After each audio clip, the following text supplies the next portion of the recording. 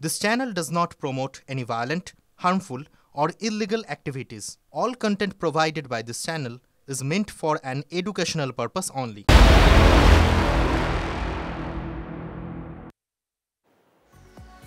নমস্কার, টিভি9 বাংলায় আপনাদের আরো একবার স্বাগত জানাই। আমি শুভজিৎ রয়েছি আপনাদের সঙ্গে। আর এই মুহূর্তে প্রেস কর্নারে যে সমস্ত গুরুত্বপূর্ণ খবরে আমাদের অবশ্যই নজর থাকবে এবং সেই সমস্ত গুরুত্বপূর্ণ খবরের লেটেস্ট আপডেট বলবো, কিন্তু প্লাবনের যে পরিস্থিতি সেদিকে চোখ না রাখলেই নয়। তার কারণ ভয়াবহ আকার ধারণ করেছে জল থই থই পরিস্থিতি।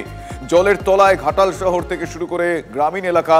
এই মুহূর্তে আপনারা আলাদা আলাদা 5টা ভিজুয়াল দেখছেন টিভি9 বাংলার পর্দায়। জায়গাগুলো আলাদা হতে পারে, কিন্তু ছবিটা দেখুন প্রায় এক। আপনারা দেখতে পাচ্ছেন প্রত্যেকটা জায়গার নাম আমরা আলাদা আলাদা করে দেখিয়ে দিচ্ছি আপনাদের। ধূপগুড়ি, আরামবাগ, কাটোয়া, বাঁকুড়া। জল যন্ত্রণার ছবি, জায়গা হয়তো আলাদা কিন্তু ছবিটা অলমোস্ট সেম, প্রায় এক। রাজ্য সড়কে নৌকা চলছে, খানাকুল ডুবে গিয়েছে, গাইঘাটা ডুবে গিয়েছে। নতুন করে প্লাবন আশঙ্কা রায়নায়। জল যন্ত্রণা থেকে কবে মুক্তি, এই প্রশ্ন দুর্গতরা করছেন। অন্যদিকে বন্যা কবলিত ঘাটালে জল যন্ত্রণার একটা করুণ ছবি নজরে আসছে। কিছুটা দেখালাম, আরো ডিটেল দেখাবো। ভারী বৃষ্টি সেখানে চলছে, আর যার জেরে নদীগুলোতে ক্রমশই জল বেড়ে যাচ্ছে। নতুন করে একাধিক এলাকা প্লাবিত হয়েছে। ঘাটালের আজবনগরের বিভিন্ন এলাকা, সেখানে পান্না, ঘিশোরা, ঘাটাল ব্লকের একাধিক পঞ্চায়েতের বেশ কিছু জায়গা জলের তলায় চলে গিয়েছে। ফলে বুঝতেই পারছেন যোগাযোগের একমাত্র ভরসা খেয়া নৌকা বা কারো বাড়িতে থাকা ডিঙি। 1 মাসেরও বেশি সময় ধরে জলবন্দী এখানকার মানুষজন। ফলে জলবাহিত রোগের প্রকোপও বাড়ার আশঙ্কা উড়িয়ে দেওয়া যাচ্ছে না। স্কুল বন্ধ, পঠন পাঠন বন্ধ, চাষের জমি ডুবে গিয়েছে। কবে এই তীব্র জলযন্ত্রণা থেকে মুক্তি পাবেন তারা? এখনো 20 বাও জলে, সে প্রশ্নের উত্তর। আমরা এই মুহূর্তে বসে রয়েছি একটি সরকারি নৌকায়। আগে বিভিন্ন গ্রামের মানুষজন কোথাও যেতে হলে গুরুত্বপূর্ণ কাজে তারা তাদের বাড়ির সাইকেল বা মোটর বাইক নিয়ে যাতায়াত করত। এখন এই সরকারি খেয়া, দেখতেই পাচ্ছেন যে খেয়ার উপরে আমি বর্তমানে বসে রয়েছি, এই নৌকো। এরকম একাধিক সরকারি নৌকোয় এলাকার মানুষের একমাত্র যাতায়াত অবলম্বন। সেটা একদিন দুদিন ধরে নয়, প্রায় 1.5 মাস ধরে। এলাকার মানুষজন বলছে কৃষি প্রধান এলাকা, দিন আনা দিন খাওয়া মানুষজন একটানা এতদিন জলবন্দী হওয়ার কারণে জীবন জীবিকায় চরম একটা প্রভাব পড়েছে। তারা বলছে আর সহ্য করা যাচ্ছে না, তারা চাইছে জল যন্ত্রণা থেকে মুক্তি। কিন্তু কবে মুক্তি মিলবে কেউই জানে না। তাই এলাকার মানুষজন বলছে রাজনৈতিক দলের সমস্ত নেতারা তাদের এই প্রতিশ্রুতি বন্ধ করুক, আর তারা সাধারণ মানুষের কথা হবে দ্রুত জল যন্ত্রণা থেকে যাতে মুক্তি হয় সেই ব্যবস্থা ভাবুক। এখন দেখার কবে এই সমস্ত বন্যা কবলিত এলাকার মানুষজন জল যন্ত্রণা থেকে মুক্তি পায়। পশ্চিম মেদিনীপুরে ঘাটাল থেকে ক্যামেরা আকাশের সাথে অসীম, টিভি9 বাংলা।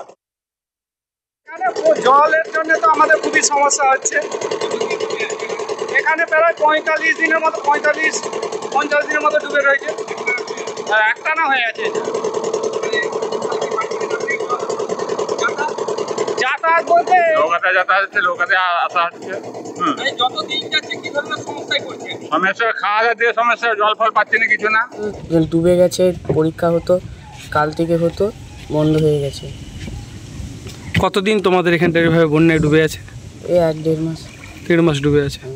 তাহলে এখন যাতায়াত কিভাবে? আগে তো সাইকেলে আরে যেতে। হ্যাঁ, এখন নৌকায় যাবো যে, তখন স্কুল ডুবে গেছে, স্কুলে পরীক্ষা কি করে করবো? তাহলে এখন কোথাও গেলে নৌকোর জন্য অপেক্ষা থাকতে? মূলত ঘাটাল পৌরসভার 12টি ওয়ার্ডের বেশ কিছু অংশ এবং ঘাটালের 10টি পঞ্চায়েতের বেশ কিছু অংশ কিন্তু জলপ্লাবিত হয়ে থাকছে দীর্ঘদিন ধরে।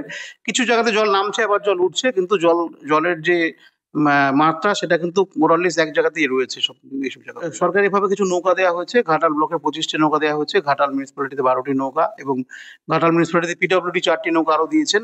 তার সঙ্গে সঙ্গে নারাজল এবং রাজনগরে 5টি নৌকা, এরকম নৌকা দেওয়া রয়েছে। আর আমাদের কাছে প্রায় 9টি স্পিড বোট রয়েছে বিভিন্ন সংস্থার, সেগুলি আমরা ব্যবহার করছি বিভিন্ন কাজে। জল একটু আস্তে আস্তে বাড়ছে, তবে এরপরে যদি ভারী বৃষ্টি হয় তাহলে কিন্তু খারাপ জায়গায় যেতে পারে। ঘাটালে ভেলায় করে শ্মশানে নিয়ে যাওয়া হচ্ছে মৃতদেহ। বিজেপি সরব হতেই তৃণমূল আবার যুক্তি খাড়া করেছে। ঘাটাল পুরসভার 9 নম্বর ওয়ার্ডের বাসিন্দা মনসা চৌধুরী রবিবার বেলা 11:30 নাগাদ মারা যান। তিনি এই ওয়ার্ডের প্রয়াত কাউন্সিলর কানাইলাল চৌধুরীর স্ত্রী। মৃতদেহ দাহ করার জন্য বেশ কিছুটা পথ ভেলায় করে চাপিয়ে নিয়ে যাওয়া হলো শ্মশানে। সেই ছবি আপনারা দেখছেন। জল যন্ত্রণার মধ্যে এই ছবি নিয়ে রাজ্যের শাসক দল তৃণমূলকে তীব্র আক্রমণ করেছে বিজেপি বিধায়ক শীতল কপাট তীব্র আক্রমণ করেছেন। সমালোচনা হতেই পাল্টা যুক্তিও দিয়েছে তৃণমূল। কেন মৃতদেহ কলাগাছের ভেলায় ভাসিয়ে শ্মশানে নিয়ে যাওয়া হলো সেই যুক্তি দিলেন ঘাটাল সাংগঠনিক জেলা তৃণমূলের সভাপতি অজিত মাইতি। শোনাবো তার বক্তব্য।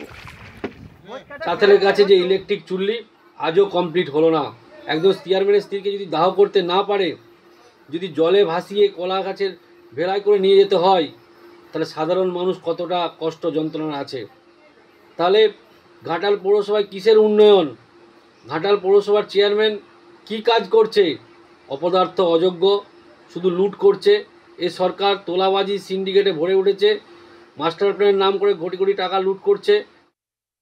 9 নম্বর ওয়ার্ডে ভদ্রমহিলা বয়সজনিত কারণে স্বাভাবিকভাবে মৃত্যু হয়েছে। তো তার স্বামী বা অন্যেরা, তার আত্মীয় স্বজন, ওখানে নৌকো দেয়া আছে। যতটুকু জল আছে সেই ততটুকু জলের জন্যই নৌকো দেয়া আছে।